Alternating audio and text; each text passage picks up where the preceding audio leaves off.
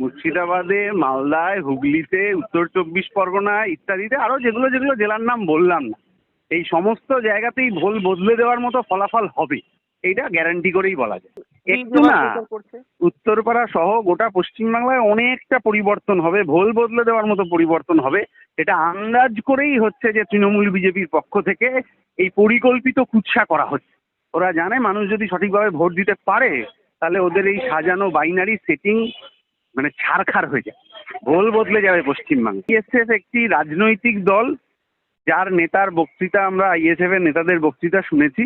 তারা রুটি রুজির ইস্যুতে, 100 দিনের কাজের দুর্নীতির ইস্যুতে, পরিযায়ী শ্রমিকদের ইস্যুতে রাস্তায় নেমেছে।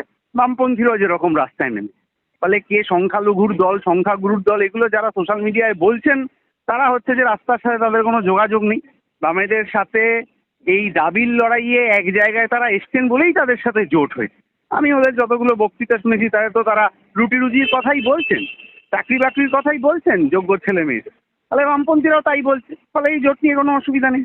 প্রতীকুর রহমান এখন সিপিআইএম এ ক্লোজ চ্যাপ্টার, তৃণমূলে গেছে। সিপিআইএম এর এখানে কোনো ক্ষতি হতে পারে কি?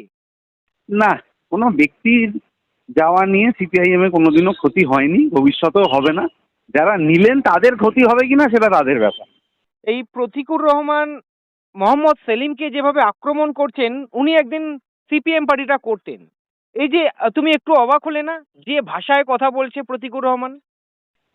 আইপ্যাকের সাজানো স্ক্রিপ্ট তো এগুলো।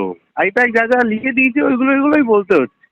আমরা যখন টিভিতে ডিবেটে যাই, তৃণমূলের নেতাদের দেখি 15-20 পাতার মোটা কাগজ নিয়ে আসে, ওই দিন সন্ধ্যেবেলা আইপ্যাক ওইটা লিখে দিয়েছে, ওইটা ওদের মুখস্থ বলে যেতে হয়।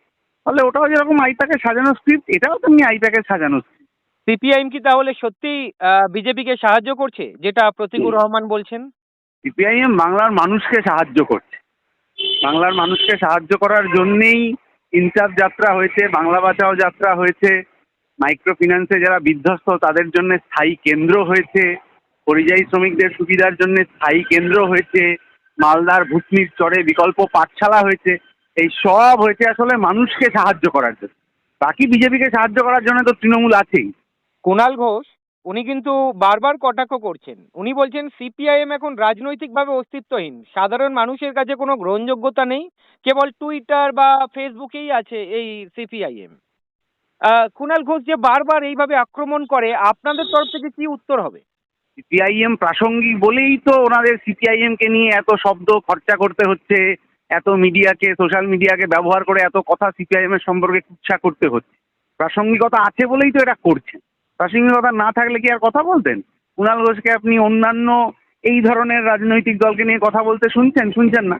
সিপিআইএম কে নিয়ে বলতে হচ্ছে কারণ কারণ সেই সিপিআইএম এর প্রাসঙ্গিকতা আছে, লড়াই আছে, রাস্তার ময়দানে তারা আছে, সোশ্যাল মিডিয়াতেও আছে। ফলে যারা ভয় পাচ্ছেন যে সিপিআইএম আরো শক্তিশালী হলে তাদের বিপদ হতে পারে চোর চিটিংবাজদের, তাহলে তারা সিপিআইএম কে নিয়ে কুৎসা করবেন, শব্দ খরচা করবেন, সোশ্যাল মিডিয়ায় গালাগালি করবেন, এগুলো তো স্বাভাবিক। আচ্ছা, তুমি বিভিন্ন জায়গায় প্রচারে যাচ্ছ, প্রচারের আলোতে রয়েছো তোমরা, সিপিআইএম রয়েছে। গোটা বাংলা জুড়ে এবারে কি সিপিআইএম ঘুরে দাঁড়াতে পারবে, সেরকম কি আবহাওয়া দেখা যাচ্ছে? গোটা পশ্চিমবাংলার মানুষ আমাদেরকে এই ভরসা দিয়েছেন যে এবার পরিবেশ পরিস্থিতি অন্যরকম হবে। গরু চুরি, কয়লা চুরি টাকা যারা খেয়েছে, নিয়োগ দুর্নীতির টাকা যারা খেয়েছে তারা, এবং তাদেরকে শাস্তি দেওয়ার কথা বলে যারা ভোট পেল, সেই বিজেপির নেতারা এখন সবাই অন্য রাজনীতি করছেন, মন্দির মসজিদের রাজনীতি। সাধারণ মানুষের যন্ত্রণার কথা তো ওরা বলছেন না, সেটা বামপন্থীরা বলছে। তাহলে স্বাভাবিকভাবেই বামপন্থীদের এবার জনসমর্থন বাড়বে। এই বাম আইএসএফ এর জোট, যেখানে অনেক সময় কটাক্ষ শুনেছি, প্রতীকুর রহমানও একই সুরে কথা বলেছেন, কটাক্ষ সুরে হুমায়ুনের ব্যাপারে বলেছে, কতটা প্রভাব ফেলবে 2024 এই বাম আইএসএফ জোট? কোনো ব্যক্তির কথা নিয়ে আসলে বামপন্থী রাজনীতি তো চলে না। বামপন্থী রাজনীতি সকলকে মিলে আলাপ আলোচনা করে ঠিক হয় কার সাথে কার জোট হবে। তাহলে এই জোটটা যদি মানুষের মধ্যে প্রাসঙ্গিকতা না থাকতো তাহলে বিরোধীদেরকে এই জোটটাকে কটাক্ষ করতে হতো না। কটাক্ষ করতে হচ্ছে, খারাপ কথা বলতে হচ্ছে, কারণ এইতে সাধারণ মানুষ লাভবান হবেন, তারা সুবিধা ইত্যাদি পাবেন, এইটা আজকের দিনের বাস্তবতা। ফলে যে অংশের মানুষের ভোট পাবে বলে তৃণমূল নানা রকম ভাবে আইএসএফ কি বামেদের সম্পর্কে ইচ্ছা করছে, সেই অংশের মানুষ তো প্রশ্ন করবেন যে ওবিসি A, B সেই সার্টিফিকেটের কোনো সুযোগ সুবিধা কেন তৃণমূল আমলে পাওয়া যাচ্ছে না। ওয়াকফ আইন নিয়ে মমতা বন্দ্যোপাধ্যায় কেন আরএসএস এর সুরে কথা বলছেন, এই প্রশ্নগুলো তো সেই মানুষ করবেন। এইটা বুঝেই তৃণমূল হচ্ছে এই কুচ্ছায় নেমেছে। আর একটা কুচ্ছা শোনা যাচ্ছে, এটা কুচ্ছা কি সত্যি কথা সেটা তোমরাই বলবে, যে আইএসএফ এর সঙ্গে জোট করেছো। আইএসএফ সংখ্যালঘু দল, মানে মুসলিমদের দল, একটা ধর্মনিরপেক্ষ দল মুসলিমদের দলের সঙ্গে কিভাবে জোট করে? এর এই আইএসএফ একটি রাজনৈতিক দল, যার নেতার বক্তৃতা আমরা আইএসএফ এর নেতাদের বক্তৃতা শুনেছি। তারা রুটি রুজির ইস্যুতে, 100 দিনের কাজের দুর্নীতির ইস্যুতে, পরিযায়ী শ্রমিকদের ইস্যুতে রাস্তায় নেমেছে। বামপন্থীরাও যেরকম রাস্তায় নেমেছে। ফলে কে সংখ্যালঘুর দল, সংখ্যাগুরুর দল, এগুলো যারা সোশ্যাল মিডিয়ায় বলছেন তারা হচ্ছে যে রাস্তার সাথে তাদের কোনো যোগাযোগ নেই। বামেদের সাথে এই দাবির লড়াইয়ে এক জায়গায় তারা এসছেন বলেই তাদের সাথে জোট হয়েছে। আমি ওদের যতগুলো বক্তৃতা শুনেছি তাতে তো তারা রুটি রুজির কথাই বলছেন, চাকরি বাকরির কথাই বলছেন যোগ্য ছেলে মেয়েদের। তাহলে বামপন্থীরাও তাই বলছে, ফলে এই জোট নিয়ে কোনো অসুবিধা নেই। কুণাল ঘোষ আর একটা টুইট কথা বলেছেন। উনি বলছেন মীনাক্ষী মুখার্জি সহ সিপিআইএম এখন যে আন্দোলনগুলো করছে এটা নাকি সস্তার প্রচার করছেন আপনারা। কুণাল ঘোষের কথার এত গুরুত্বই বা কি আছে আমি তো বুঝতে পারছি। মীনাক্ষী মুখার্জি সহ বাকিরা যে আন্দোলন করছেন সেই আন্দোলনে চোর চিটিংবাজদেরই একমাত্র বিপদে থাকার কথা। তাহলে যারা ভয় পাচ্ছেন, যারা কুচ্ছা করছেন, তারা চোর চিটিংবাজ নন। এটা রাস্তার সামনে মাইকে ভাষণ দিলেই তো হয় যে আমরা চোর নই, আমাদের কোনো ভয় নেই। সেই কথা কেন বলতে পারছেন না? মীনাক্ষী মুখার্জি উত্তরপাড়ায় যেভাবে প্রচার করছে, মানুষের সাড়া তো পাওয়া যাচ্ছে, মানুষ ফুলমালা পরাচ্ছে।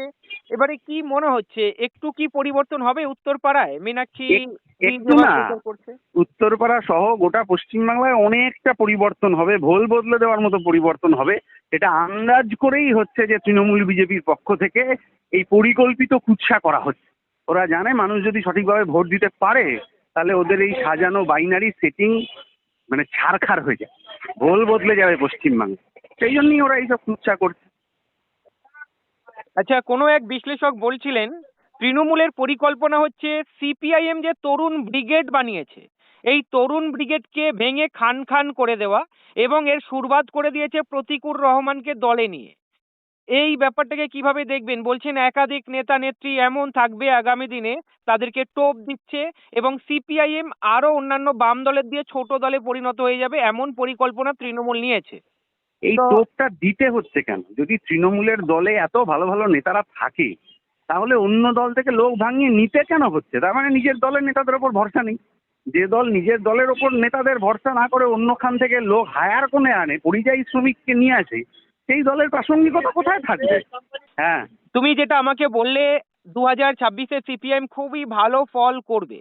হুম। মুর্শিদাবাদে আমরা দেখতে পাচ্ছি তিনখানা এখন এমন রয়েছে যেটা সোশ্যাল মিডিয়াতে ভাইরাল হচ্ছে, দমকল, জলঙ্গি এবং রানীনগর। এই তিনটের মধ্যে দুটো আসন সিপিআইএম পেতে পারে। সত্যিই কি এবারে মুর্শিদাবাদে সিপিআইএম খাতা খুলতে পারবে?